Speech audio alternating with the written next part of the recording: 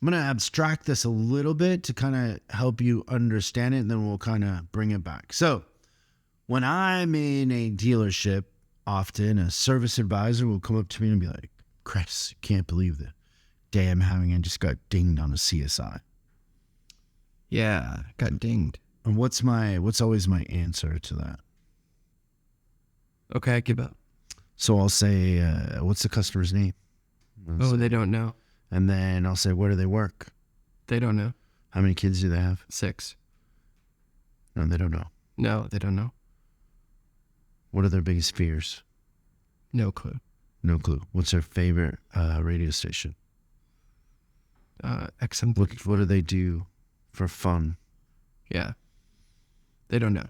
No idea. That's right. So no personal connection whatsoever. And I've seen twice in my career that in the shop, a technician totaled the car and the service advisor still managed to get 100% on the CSI from the customer. Yeah. Because they'll forgive us when we make little mistakes. That's right. It's just how they feel about us, right? And so if we know where they work, all that. So now let's role play this same thing, but don't say you don't know, because you do know. I know deep down inside you know. I pay attention. If you would just connect with that real inner self. I know there's a lot of trauma in the way.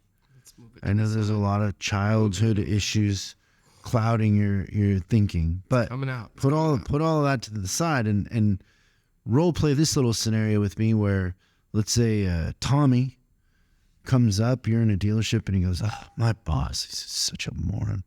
Doesn't know what he's doing. He's completely clueless. And I say, what is your boss's wife's name? Elizabeth. No, they don't. In this scenario, they don't know that. Oh, I thought you said that I know. You're not very good at this. No. Continue. I don't know. Oh, you don't know your boss's wife's name? Not really. Okay. What would you say your overall perception of your boss's goal is? Like, what's he really worried about right now? Leaving at 3:00 every day. Oh, okay. So you don't know? Not really. Yeah. Sell more cars? And so do you see that there's a connection here between bad CSI and assuming your boss doesn't know what he's doing? Yes. Now that you put it like that, and it's kind of my fault, I think. So if I sat with somebody and I said, "Hey, Christian, you've been doing this for a long time. How'd you get started?"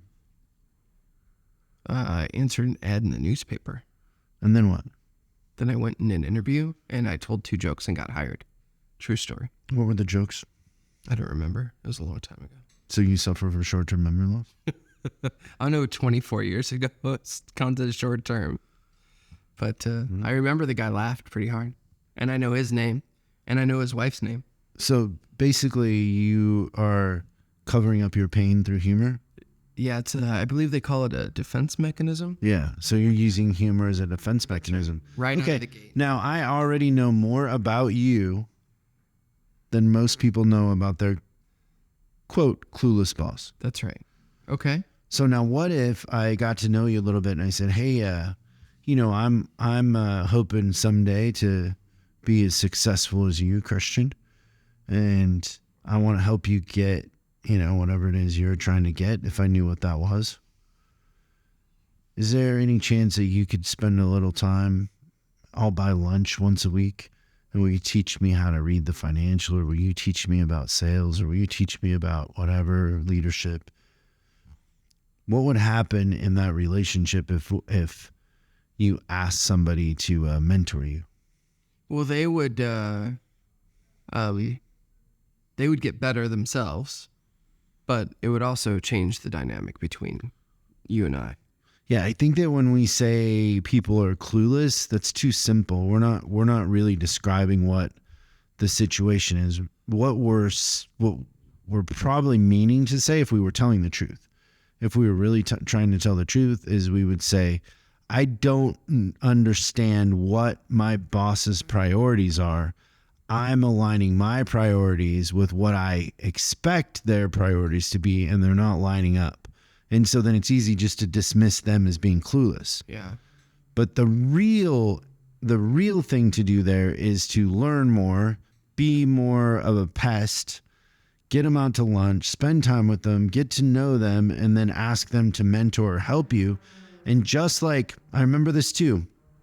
When I was a lot attendant, I'd pull up cars and customers were always mad. They were like, oh, I asked for this to be fixed and it didn't get fixed or whatever. And I'm like, hey, like, I'm just a porter. I brought the car up, but I didn't, let me get the advisor for you. And they go in there and the advisors are all disappeared or busy or whatever. And I used to just think like, oh man, these poor customers, these service advisors just don't know what they're doing. And then when I became a service advisor and I woke up from a dead sleep at 2 a.m, because I forgot to park a car out. Worst feeling in the world, isn't it? Yeah, but what I realized very quickly is it doesn't matter who it is. If you're writing 25 customers every day and half of them are holdovers because the shop's backed up, it wasn't the service advisors, it was the situation. Yeah.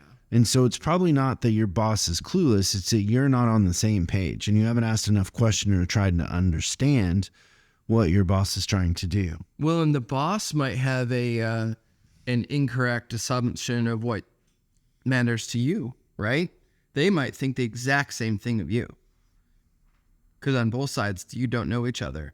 But like, let's say that you're in the department and you got bad surveys, you're not making any money. The GM or the boss may be assuming that you don't care about that stuff, even though it's far from the truth in a lot of cases, right? Like the 2 a.m. thing is real. The coming in at 6 a.m. and going home at 7 o'clock thing is real. But if you're not communicating with your manager that goes both directions on the assumptions, they fill in blanks too. Yeah. They're human. So they like people to show interest. They like you to saddle up and try to help them achieve their goals. Yeah. But you're seeing it through your lens, through your eyes only. So the secret there is to get to know them, get to understand them, not judge, and be an asset. And every great leader, I think, served at one point. You got to be just as good at making your boss perform at a higher level, then you'll be, then you're going to be a good leader or not be a good leader. But if you can't serve, then you're not going to be able to lead.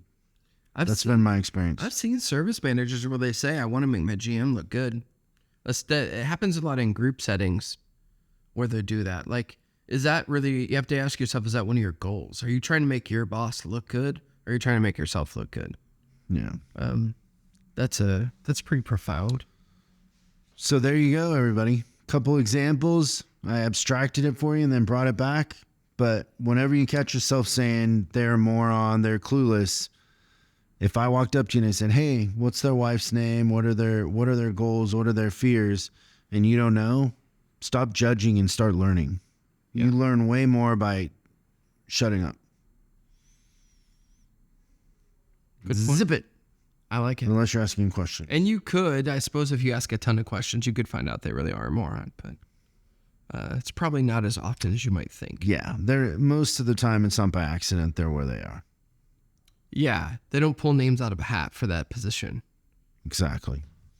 Cool. Well, thanks, everybody, for tuning in. We'll see you next time on Service Drive Revolution. Thanks so much for watching this clip of Service Drive Revolution. We're uploading new stuff every day, so make sure you subscribe and click the bell icon so you don't miss out. If you have a question you'd like us to answer on the show, call 8333-ASK-SDR and we'll answer your question on the show. That's 8333-ASK-SDR.